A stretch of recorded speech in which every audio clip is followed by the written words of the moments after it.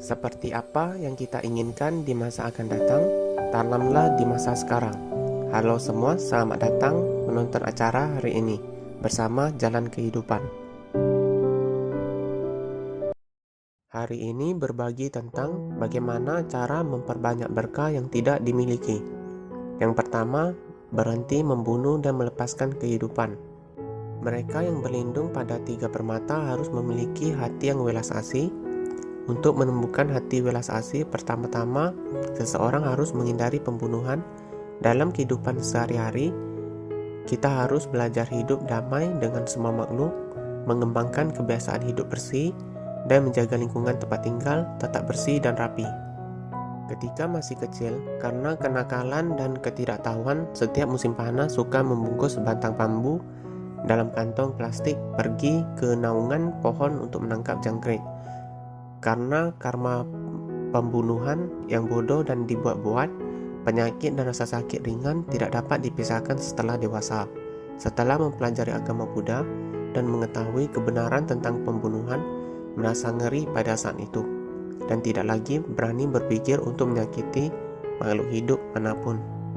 Mendedikasi semua jasa kebajikan yang dipraktik setiap hari untuk semua makhluk, berharap untuk mendapatkan pemahaman mereka dan juga dapat mendengar nama dan membebaskan penyebabnya, dan tidak lagi jatuh ke dalam samsara dan menderita. Dulu nyamuk di musim panas seperti memukau dan dikejar nyamuk menjadi rasa sakit yang tidak bisa hilang. Sekarang kadang-kadang ketika digigit nyamuk, kita akan lebih malu dan mendukung. Ya, situasi yang dulu berselisih dengan nyamuk telah banyak berubah. Mereka tampaknya mengabaikan kita, dan bahkan jika kita mengunjungi sesekali, itu tidak seperti kantung besar di masa lalu. Semua makhluk hidup memiliki spiritualitas, dan ketika kita memperlakukannya dengan kesetaraan dan kasih sayang, itu juga akan membalas. Jika kita ingin meminta berkah, kita harus melakukan beberapa perbuatan baik dan mengumpulkan pahala dan meningkatkan berkah dan kebijaksanaan. Dhamma yang baik di dunia hanya dapat diselesaikan ketika musim dan karma matang. Hanya dengan melepaskan kehidupan selalu di mana-mana.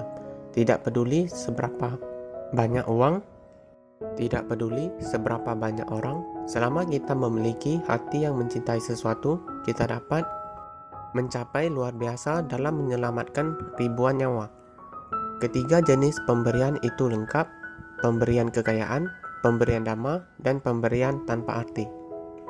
Manfaat berpantangan dari pembunuhan dan melepaskan kehidupan tidak dapat diungkapkan dengan kata-kata dengan jelas. Jalan kehidupan percaya bahwa mereka yang telah mempraktikannya secara langsung akan yakin hal itu. Kita bisa menghemat Rp1.000 sehari untuk rilis jangka panjang.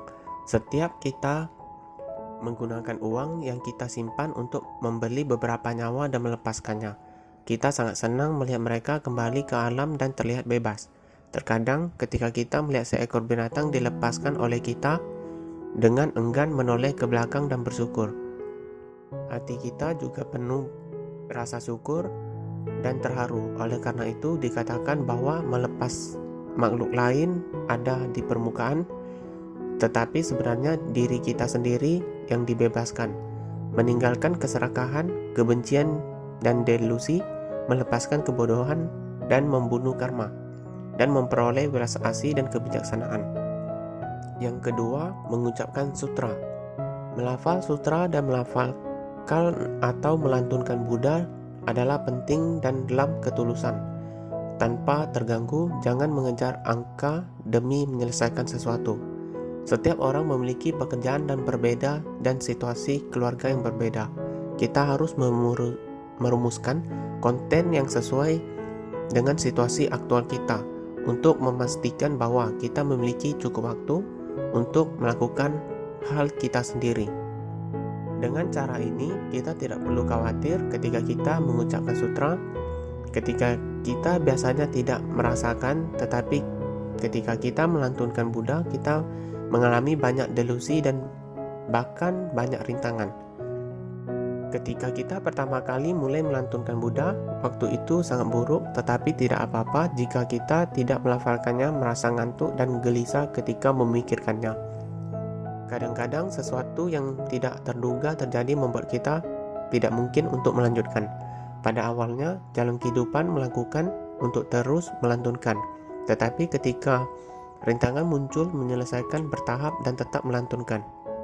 Belajar untuk beristirahat dan melepaskan, alih-alih melantunkan sutra demi melafalkan. Jalan kehidupan belajar untuk memikirkan kebenaran dalam sutra, mencoba mengikuti ajaran agama Buddha, dan dengan serius menerapkan ke dalam tindakan. Seiring waktu, pikiran menjadi lebih baik dan lebih fokus. Saat melantunkan sutra, berlahan ikut teks yang terlihat. Saat menyebut Buddha, gunakan hati Buddha untuk menyegel hati. Cobalah untuk menyelaraskan dengan Buddha, mengucapkan sutra dan menyebutkan Buddha untuk bukan lagi tugas, tetapi kenikmatan tertinggi. Yang ketiga, menghindari perbuatan asusila.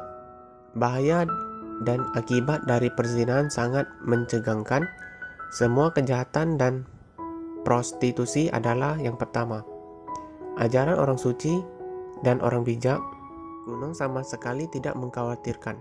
Pembalasan pahit dari kebajatan mengikuti kita seperti bayangan, menghalangi karma kita, menghabiskan kekayaan kita, menghancurkan tubuh kita dan pikiran kita, dan menghancurkan keluarga kita untuk memuaskan dorongan sesaat, dan dengan mengorbankan kebahagiaan seumur hidup.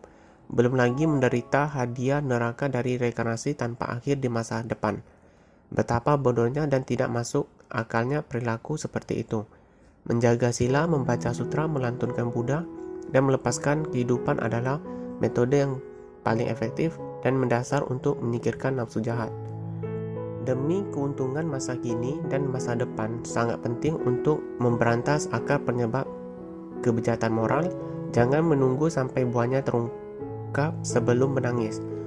Pelajaran penyakit atau menyakitkan yang sangat tak terhitung jumlahnya dan banyak orang muncul untuk berbicara. Bukanlah itu cukup untuk membangun kesadaran kita? Yang keempat, peningkatan jangka panjang. Mungkin kita semua memiliki mood dan pengalaman yang sama pada awal belajar Buddhisme dan bersumpah untuk mengubah takdir. Kita dapat mempraktikkan dengan penuh semangat, tetapi setelah lama dan menghadapi karma buruk, kita akan menjadi malas dan menarik kepercayaan itu. Dalam analisis terakhir, itu adalah kurangnya hati jangka panjang dan hati yang rajin. Niat hati harus mengandalkan akumulasi sedikit demi sedikit. Jalan untuk mengubah takdir mungkin sulit, tetapi jika tidak berubah, itu akan menjadi lebih sulit. Terlebih lagi, bagaimana bisa jalan panjang menuju Bodhi untuk menyingkirkan hidup dan mati selama mencapai kebahagiaan adalah sesuatu yang bisa dicapai dalam semalam. Dalam kehidupan ini, kita cukup beruntung untuk mendapatkan tubuh manusia, mendengarkan Buddha Dhamma, dan mempraktikkan dengan penuh perhatian. Jika kita melepaskan manfaat abadi Buddha Dhamma demi sedikit manfaat dan kesulitan, bukanlah itu benar-benar membuang waktu? Jangan serakah di saat tenang, jangan marah di saat susah. Hidup ini cepat berlalu, jangan berpikir harus ada hari esok, mulailah sekarang. Yang kelima, menghargai keberuntungan dan takdir. Beberapa waktu yang lalu, di sebuah perkemahan musim panas, pemuda yang diadakan oleh sebuah biara, seorang anak jatuh di atas meja saat makan. Tanpa mengatakan sepatah kata pun, guru mengambil butir beras di atas meja dan memakan. Pendidikan diam semacam ini terkadang lebih mengejutkan daripada ribuan teguran. Justru karena kata-kata dan perbuatan guru, dalam beberapa hari perkemahan musim panas, anak-anak telah mengalami perubahan dan mengguncang Lebih penting lagi, mereka telah belajar untuk bersyukur dan menghargai berkah. Perubahan seperti itu akan menjadi kekayaan mereka seumur hidup. Dulu, setiap kali memakan di rumah kadaluarsa dan berjamur, kita akan membuangnya sebagai sampah tanpa ragu-ragu.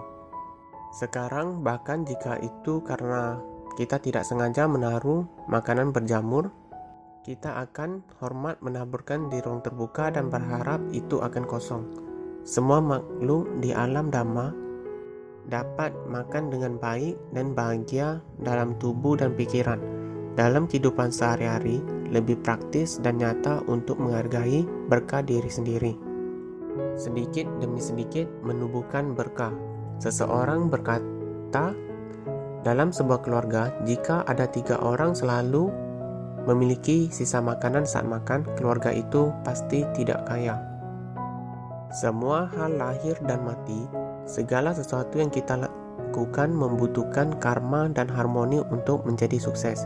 Kita menghadapi rintangan di mana-mana di jalan kultivasi dan kita takut. Itu semua karena karma buruk yang telah kita buat masa lalu. Kita sekarang memahami kebenaran ini dan kita tidak lagi bingung ketika menghadapi dengan orang. Membawa kegembiraan bagi semua makhluk seperti membentuk karma baik dengan semua makhluk. Hati-hati dengan kata-kata kita, jangan menghakimi orang lain, memiliki pandangan yang benar dan berperilaku benar. Hargai waktu, jadilah berani dan rajin. Hargai berkah dan jauhi 5 keinginan. Ketika hati murni dan tidak ternoda, kebijaksanaan dan berkah melekat pada diri akan muncul secara alami. Yang keenam, menyelamatkan orang dalam kesusahan. Ketika orang-orang dalam kesusahan, mereka sangat menginginkan penghiburan dan bantuan. Ada pepatah lama yang mengatakan, selamatkan yang darurat, tetapi bukan yang miskin. Orang miskin memberinya perhatian materi, terkadang menjadi bumerang dan pengembangan kebiasaan kemalasan dan keserakahannya. Lebih baik untuk memperkenalkan Dhamma kepadanya dan membuatnya mencari lebih banyak berkah untuk dirinya sendiri. Ada cerita beberapa tahun yang lalu, seorang ditipu oleh seorang pengemis di pinggir jalan. Dia ingat bahwa itu adalah seorang anak kecil berseragam pelajar yang berlutut di angin dingin, memohon semua orang untuk menyelamatkan keluarganya yang sekarat. Wajahnya begitu polos dan murni dan keluarganya sangat malang. Saat itu dia pergi untuk membantunya tanpa ragu. Dia tidak pernah berpikir bahwa setelah berjalan 100 meter, ada anak lain dengan seragam sekolah yang sama di depan dari dia. Berlutut dalam dingin, dia memohon miskin dan dingin. Dalam sekejap, ketika dia membuktikan dirinya tertipu, dia menyadari mengapa beberapa orang miskin membutuhkan bantuan, tetapi bagaimana membantu mengharuskan kita menggunakan kebijaksanaan. Yang ketujuh, membujuk orang untuk berbuat baik. Dalam masyarakat saat ini, keinginan material merajalela dan orang-orang tertarik. Sang Buddha menyebutkan di dunia ini, dunia jahat dari 5 kekeruhan. Pada saat itu, sangat tidak dapat dipahami dan merasa bahwa apa yang dikatakan Sang Buddha.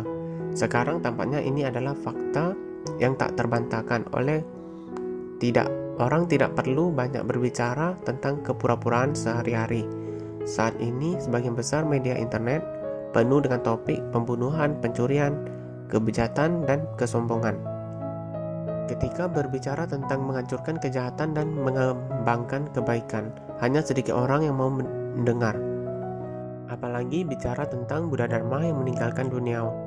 Tetapi kabar baiknya adalah semakin banyak orang mulai sadar akan sebab dan akibat. Membujuk orang untuk berbuat baik adalah satu-satunya cara agar seseorang benar-benar diselamatkan.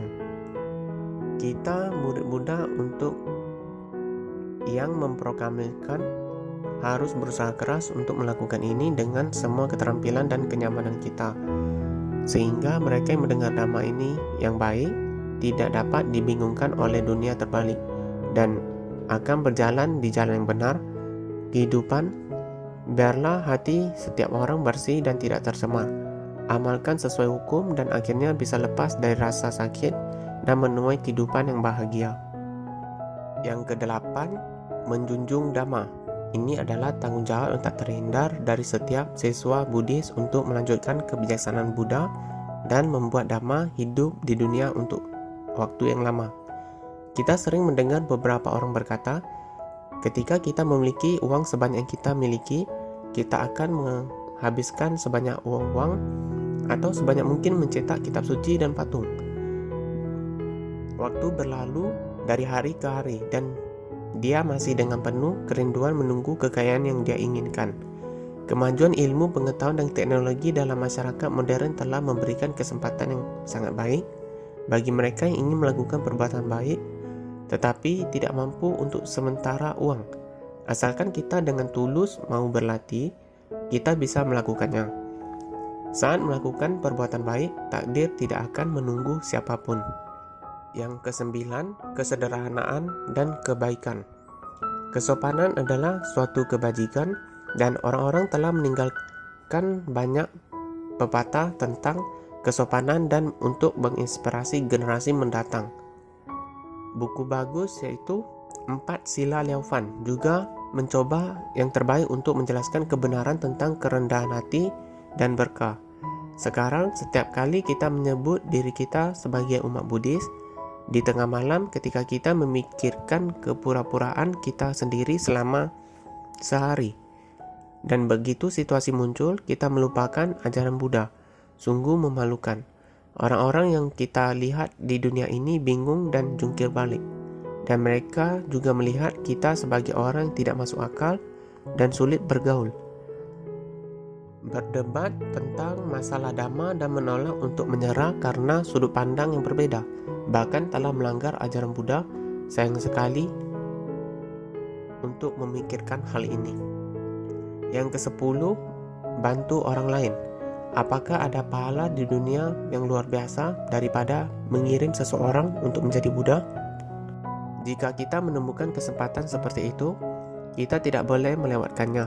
Lakukan yang terbaik dan lakukan tanpa penyesalan. Ada cerita beberapa hari yang lalu, seseorang kakak senior menyarankan untuk membaca sutra Kisigatha dengan sepenuh hati, untuk mendedikasi mereka yang ditakdirkan untuk bebas dari segala rintangan dan mati yang bebas. Dengan bebas, mereka yang meninggal terutama dengan kegembiraan dan pujian. Perlu dicatat bahwa sebab dan akibat tidak kosong. Mengirim orang lain untuk menjadi Buddha berarti menyelamatkan diri sendiri untuk menjadi Buddha.